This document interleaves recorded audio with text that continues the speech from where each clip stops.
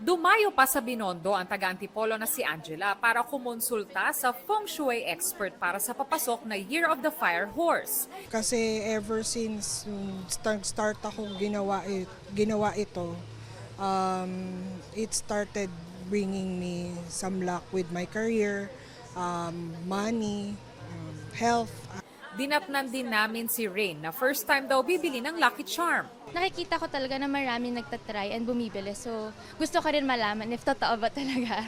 Itong Binondo, Maynila na pinakamatandang Chinatown sa buong mundo, hindi lang hitik sa kasaysayan, kundi pati na rin sa pagkain, mga tradisyon at mga ritual para sa pagsalubong sa Chinese New Year. Kabilang dyan ang prosperity basket na nilalagyan ng bigas, Lucky Charms at ang pao na naglalaman ng 999 pesos. Maswerte raw ang 999 ayon sa feng shui consultant. Dagdag buenas din daw kung lalagyan ito ng blue string na may pearl para mabalanse ang fire element ngayong Year of the Fire Horse. Itong year 2026 very intense or very pressure yung mga tao. Kaya kailangan natin si blue string with pearl to harmonize and to give us peace of mind. Bubuksan daw ang basket matapos ang 9 na araw. Isasaing ang bigas at gagamitin ng charms. Sa mismong Chinese New Year naman, swerte raw ang pamimigay ng angpaw na may pera. Dahil kung anong binigay mo, siya rin daw babalik sa'yo. Pwede rin ang pagsusulat ng mga hiling sa wishing paper. Wishing paper naman, very important.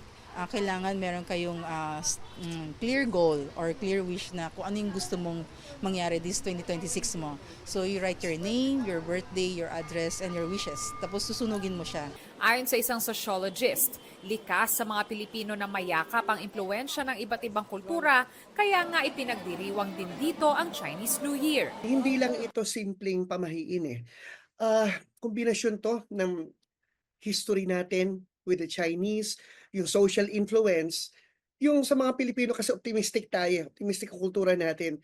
Tapos meron tayong tinatawag yung mindset natin na we aspire for something better.